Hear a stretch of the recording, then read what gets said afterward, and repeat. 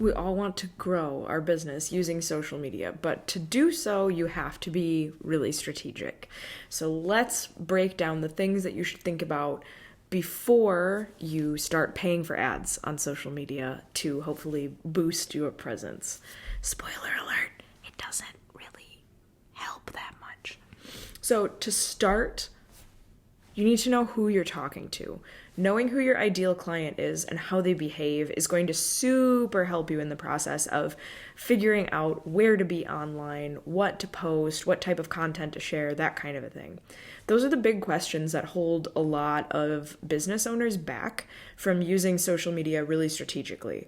They don't take time to define who their ideal client is, and that ends up hurting them in the long run because they're just out there putting stuff on blast and not really thinking about who they're talking to, or they're speaking in a way that is too general. They're not talking exactly to their ideal client. So first, before you start telling me that, Carolyn, I'm going to pay for ads, you better have your ideal client all figured out. The second is to plan your content in advance. Think about it in a strategic way. Don't think about it necessarily in the next 24 hours type of way or the next 5 minutes type of way. If you are starting planning your content in advance or batching content or scheduling things, it can be really overwhelming to think, I have to plan an entire month of content or even a week or even 3 days. That can feel really overwhelming. So start a little bit smaller. Think about your ideal client again.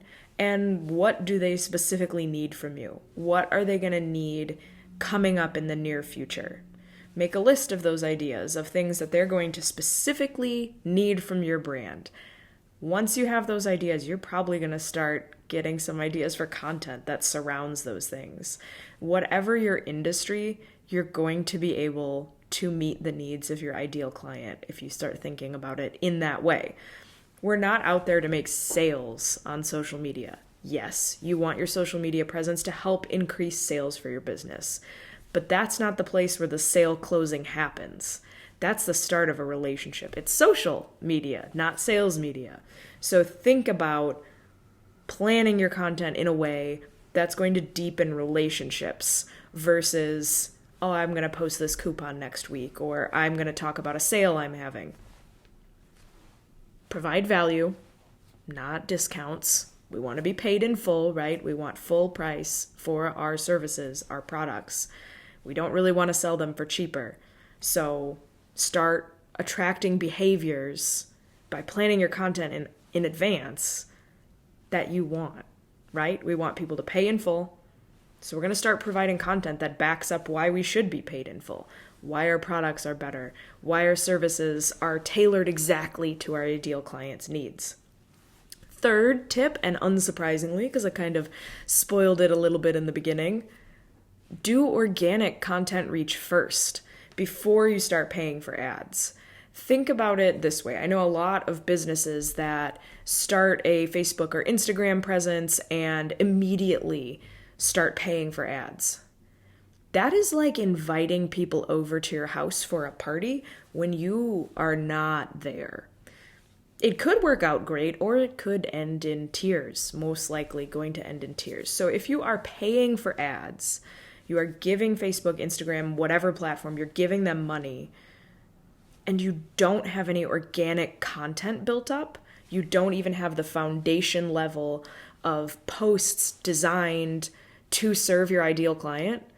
If somebody sees that paid ad and then they go to your profile to follow you, or they go to your website and you aren't built to have them there yet, that's going to be a big bummer and a big disappointment for your client, right? So let's say, I have not been consistent with my Facebook presence and I want to fix that. So I'm going to pay for some ads to boost engagement, right? I want to get more people engaging with my content that I've been very inconsistent with.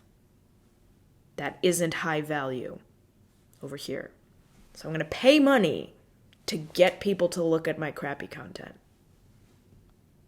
I'm going to tell everybody to come to my house while I'm not there to have a party.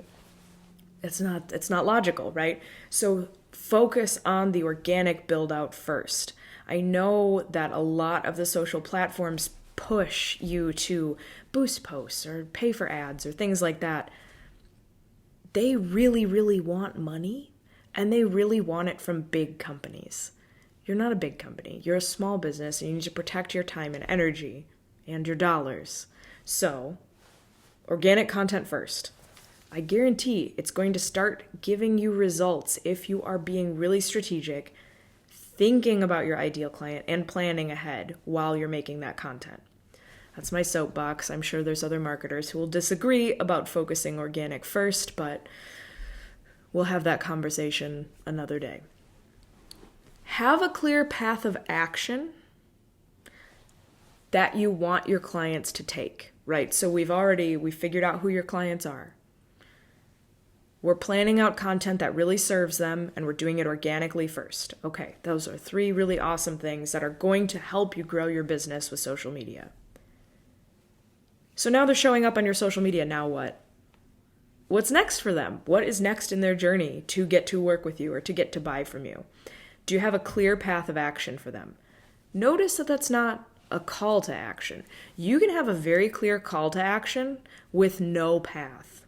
So I can tell people that I want them to enroll in my course, and they have no idea where that course is found. Shameless plug, it's a link in the description below if you want to get more insight like this and join the on-demand Smarter Marketer course.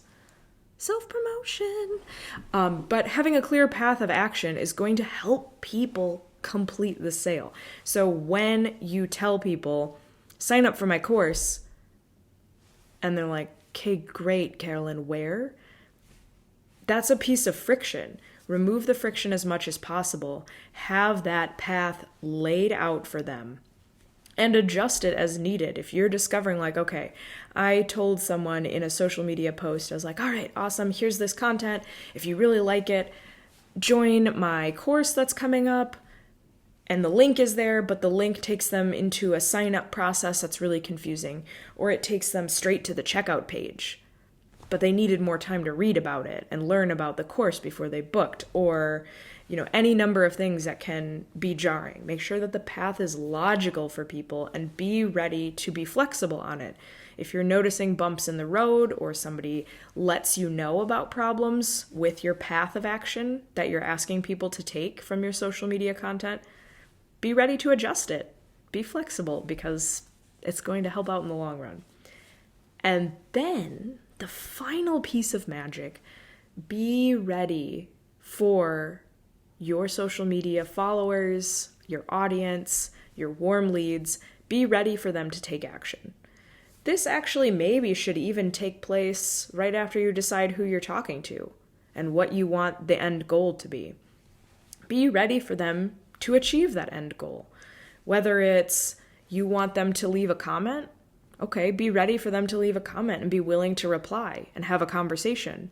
If you are directing people to your email list and you don't have an automation set up for when they sign up, or you don't email them within, so many days of them signing up, you maybe weren't ready for them to take the action that you asked them to take. So if you want to grow your business with social media marketing, you need to actually be prepared to grow your business. So the next step that you want somebody to take, right? Sign up for your email list, buy a product, join a community, whatever that action is, be ready for them to take it.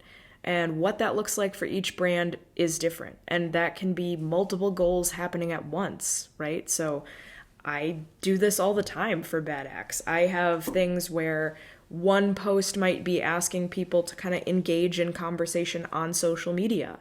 Another one might be directing people to engage in one-on-one conversations with me privately in a direct message. And then, a third piece of content could be developed with the goal to have people in my community or on my email list or enrolling in a course. So thinking about each piece of content as another way to start somebody on a path that's eventually going to help them achieve whatever the transformation is that your business offers, that's what you need to be creating. let me know if that makes sense. Let's discuss in the comments.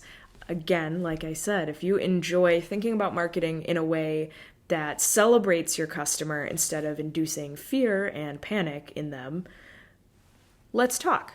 Smarter Marketer is coming out on May 30th. It's an on-demand course. Details in the link below. I would love it if you would join me there and learn how to be more intentional and more impactful online while respecting your mental health in the process. Those are things I think we all could use these days. So, comments, let's talk. Are you ready to grow your business on social media? Until next time, stay badass.